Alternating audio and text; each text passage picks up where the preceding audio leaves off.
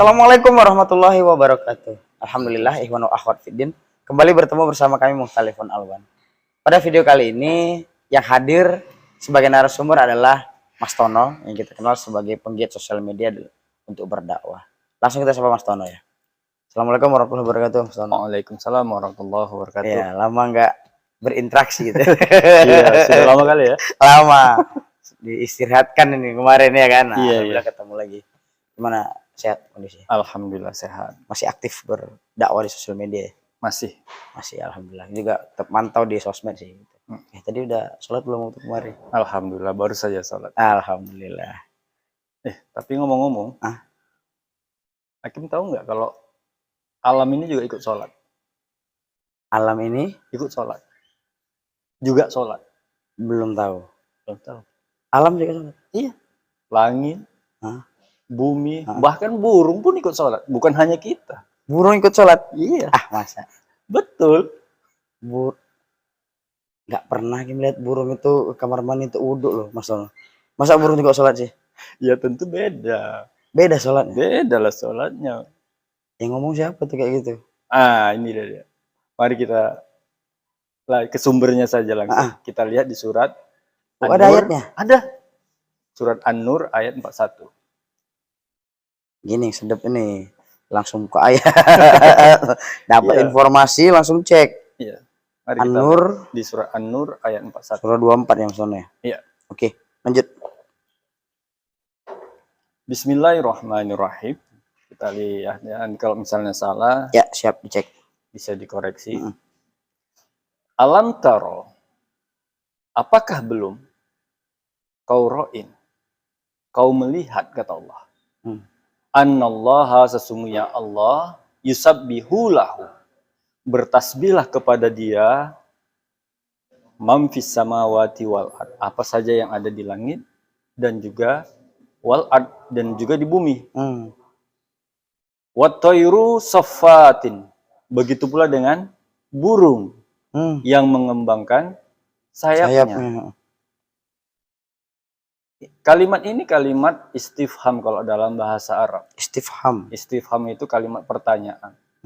Nah, kalau Allah bertanya, siogianya ya kita jawab. Ya.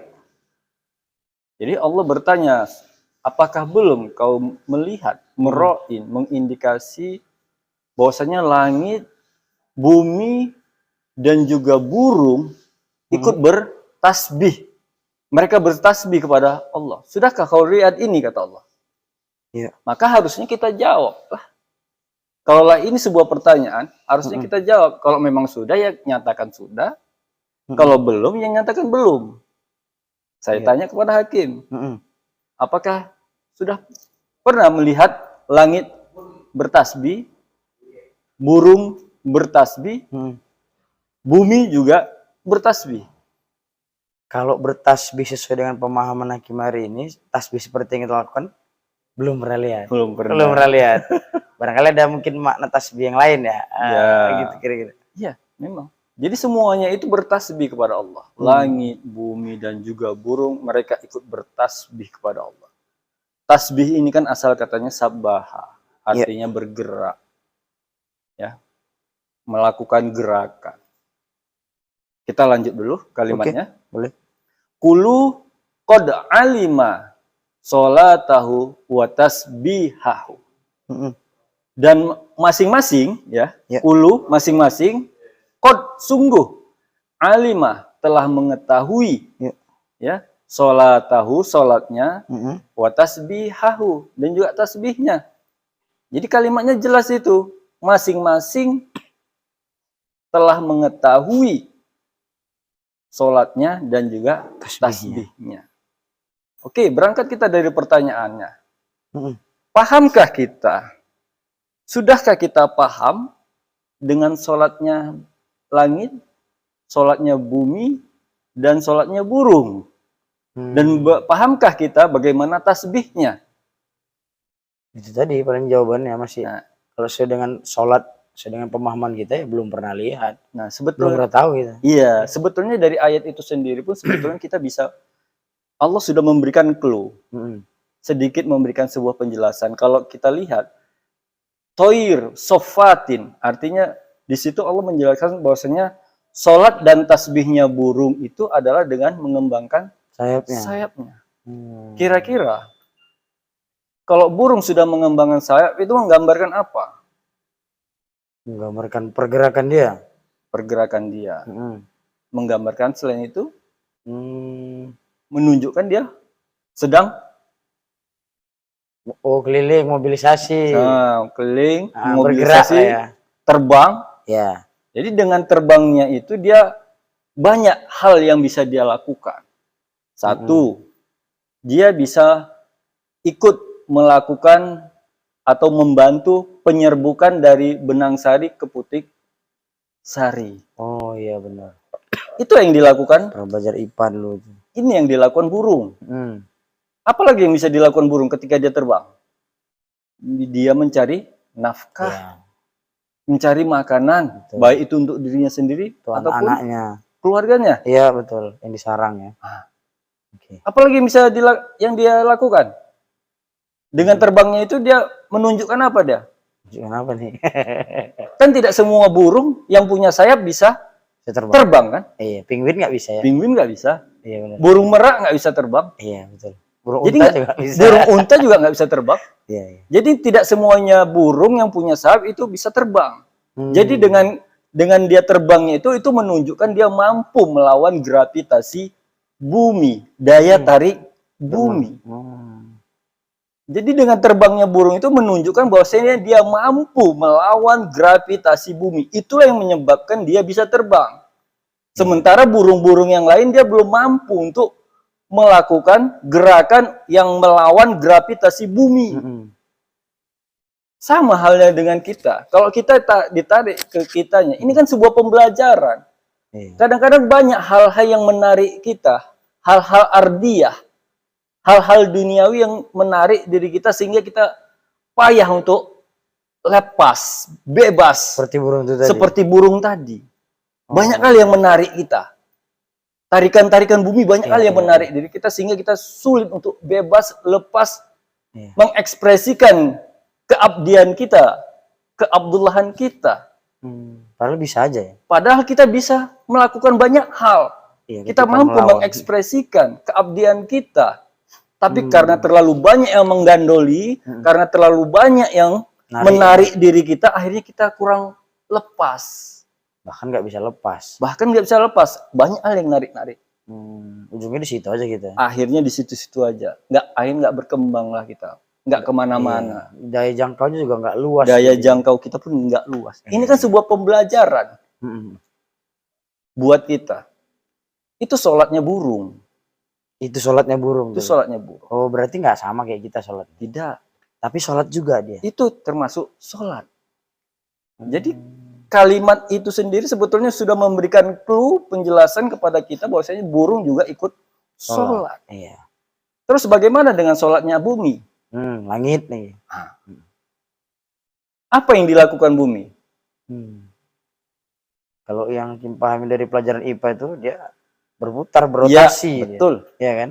Jadi tasbihnya bumi adalah melakukan rotasi bumi. Melakukan rotasi mengelilingi matahari. Dengan rotasinya itu apa yang dia hasilkan? Bumi. Lupa. Kehidupan. Iya, betul. Dengan rotasi yang dilakukan, yang dia hasilkan adalah kehidupan. Bayangkan kalau seandainya bumi tidak melakukan rotasi, akan tetap berjalankah kehidupan ini? Betul. Banyak yang mati. Iya, nggak ada siang malam. Tidak ada siang dan malam. Iya. Musim-musim terus udara pun tidak berputar. Jadi semuanya tenang. Kondisinya tenang. Tidak ada gelombang air.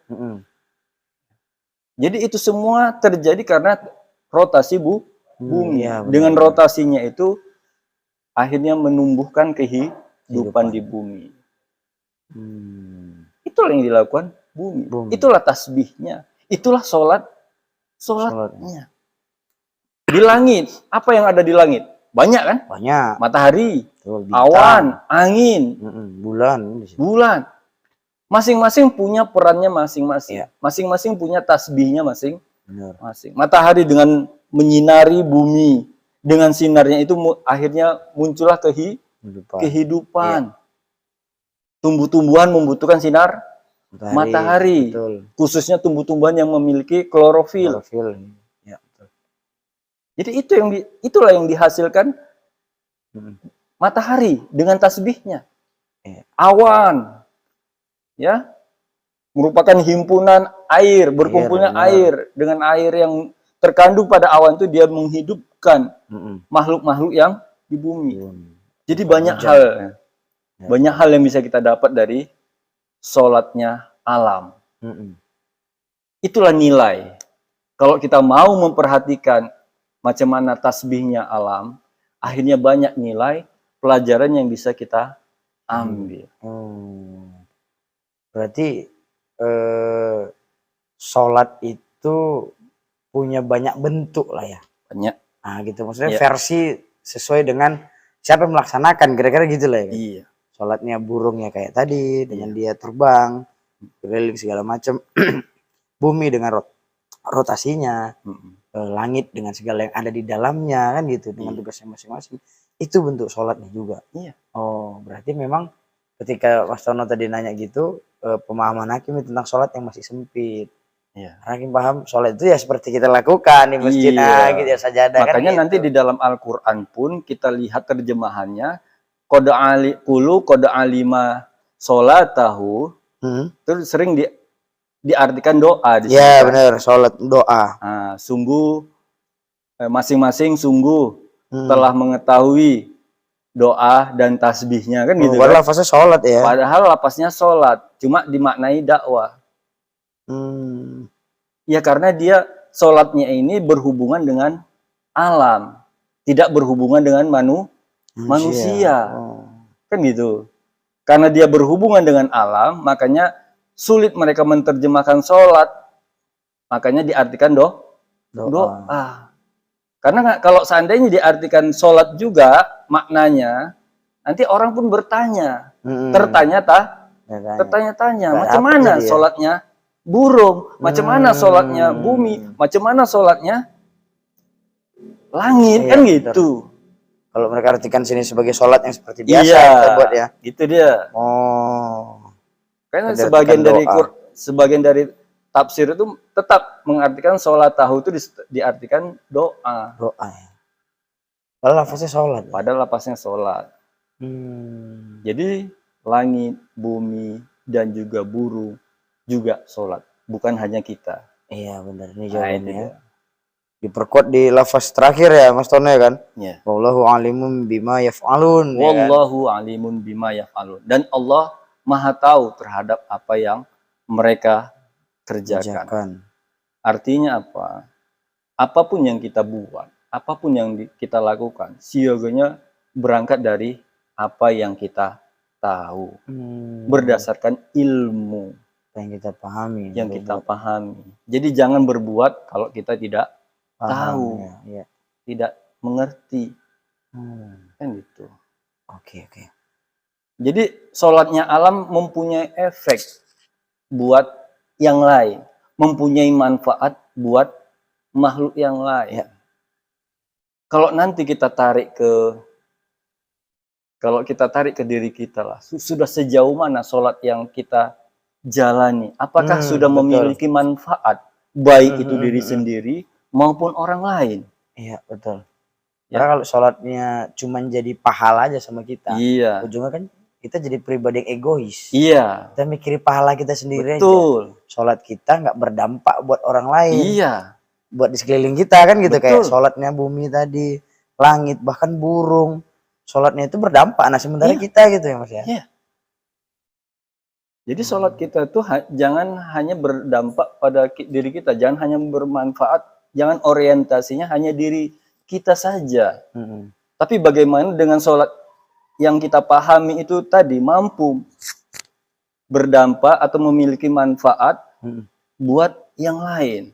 Harus gitu ya. Jangan nanti seperti akhirnya yang seperti Allah jelaskan di surat Al-Ma'un. Ya, ara'aita allazi yukadzibu biddin, Tahukah kau siapa orang yang kadzib terhadap din itu? Hmm.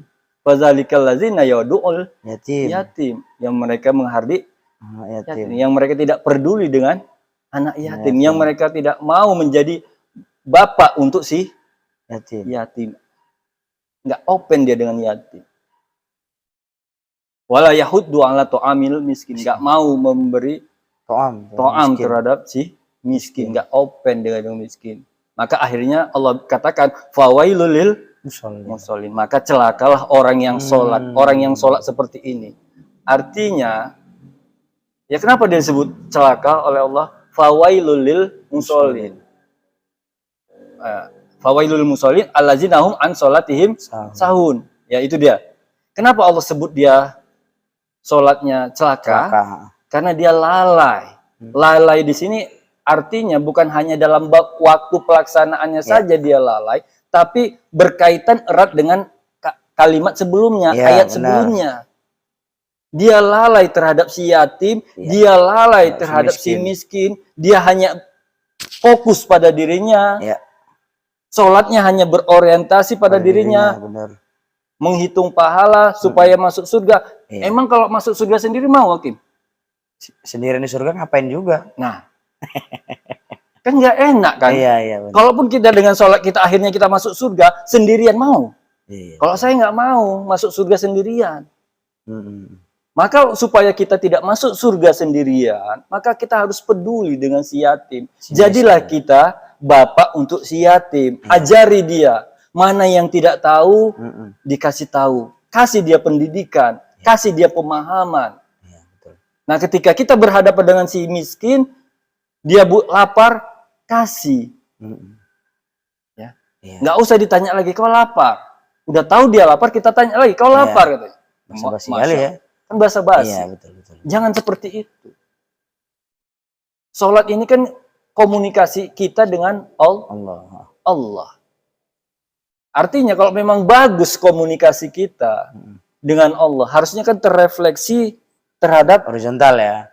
Orang lain. Sekeliling kita ya. Sekeliling kita harusnya terrefleksi dia. Jadi jangan sampai sholat kita itu tak mempunyai efek ataupun manfaat sedikit pun baik bagi diri sendiri maupun orang lain. Ya, pas. Jadi dari sini kita bisa banyak mendapat pelajaran. Dari ayat ini banyak hal yang bisa kita dapat pelajaran. Bahwasanya bicara ibadah, bicara sholat, ternyata bukan hanya manusia yang melakukan ibadah, bukan hanya manusia yang melakukan sholat, ternyata alam pun juga beribadah. Ternyata alam pun melakukan sholat seperti kita. Walaupun versinya berbeda. Iya. Tapi yakin pasti substansinya sama. Iya. Tapi substansinya sama. Mereka sama-sama melakukan ibadah untuk Allah. Untuk pengabdiannya kepada Allah. Iya, paham. Ayat ini unik memang. Saya sendiri pun pas ketemu ayat ini, sempat tercengang juga. Dan sempat coba mencari jawaban. Kenapa Allah bertanya seperti ini? Saya coba cari jawabannya. Sudahkah kau mero'in? Kalau sudah kan berarti sudah mendapat paham. Ya, benar. Kita mendapat pelajaran. Bukti kita sudah memperhatikan, kita dapat pemahaman. Kan itu. Akhirnya saya gali, coba saya pahami. Wah.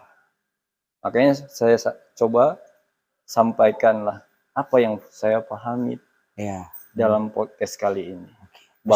Masih ori nih, maksudnya ya? Belum di posting di mana-mana nih? Belum. Nanti insya Allah ada kesempatan bisa juga, kan? kita posting di sosial media. Baca nanti kan juga tahu, masa iya sih kan gitu kan. Nah, sambil juga kita kasih tunjuk videonya ini kan gitu sama ayatnya dijelas sama Mas Tono dengan jelas tadi. Oke, jadi ini gini Mas Tono. Apa ya, membuka pemahaman tentang sholat. Memang selama ini dipahami bahwa sholat itu ya itu tadi. Tapi ternyata lebih luas, bukan cuma kita yang melakukan pengabdian kepada Allah melalui sholat. Dan versinya juga sesuai dengan perannya kan gitu kan, sesuai dengan amar Allah kan gitu kan. Oh gitu, jadi nggak sempit pemahaman tentang sholat itu. Jadi jangan kita sempitkan makna sholat itu tadi. Benar. Karena ternyata alam juga, kita lihat ayat ini kan Sholat, ternyata iya. alam juga sholat. Bahkan burung ya. Bahkan burung juga sholat. Iya. Gitu. Seru juga nih kita serius bahas sholat nanti barangkali Mas Tono, Iya. ya kan. Karena kan gini, sholat ini kan ibadah yang tiap hari kita kerjakan kan gitu kan. Iya. Tadi lagi Mas Tono bilang, jangan kerjakan kalau nggak paham, jangan kerjakan kalau nggak ada ilmu di situ gitu. Iya. Selain kan ilmu yang Hakim punya ya, terbatas sekali tentang sholat. Barangkali Iya. nanti kita bisa lah angkat. Setidaknya gini, ada 1 atau 2 dasar yang buat Hakim sholat. Nah, karena ini sholat, bukan cuman karena oke, masuk waktu sholat, oke, sholat untuk supaya gini, enggak, tapi betul-betul punya dalil yang kuat untuk, oh karena ini aku sholat. Nah gitu deh, bisa Mas An ya? Bisa. Oke, siap. Ada lagi mau sampaikan? Saya rasa cukup. Cukup, alhamdulillah. Untuk pertemuan kita kali ini tentang bab sholat. Ya, terima kasih Mas Tono untuk penjelasannya. Iya. Untuk ayat yang disampaikan, untuk pemahaman baru yang disampaikan kepada kami semua. Insyaallah nanti kami tetap support lah di sosial media tentang dakwah Mas Tono juga, kita nanti sama-sama berjuang di sosial media sama-sama gitu Mas Tono ya. Insyaallah. Oke. Kita berjuang. Insyaallah ketemu lagi ke depan, kita bahas beberapa hal atau bahas sholat juga. Boleh lah gitu Mas Tono ya. Boleh. Oke. Ikhwanul Fiddin, itu tadi obrolan kami bersama Mas Tono terkait tentang alam yang sholat, bahkan burung juga sholat. Bagaimana bisa? Nah, tonton videonya. Terima kasih telah menonton. Nantikan video kami berikutnya. Bin Nasri minallah wa qarib. Assalamualaikum warahmatullahi wabarakatuh. Waalaikumsalam.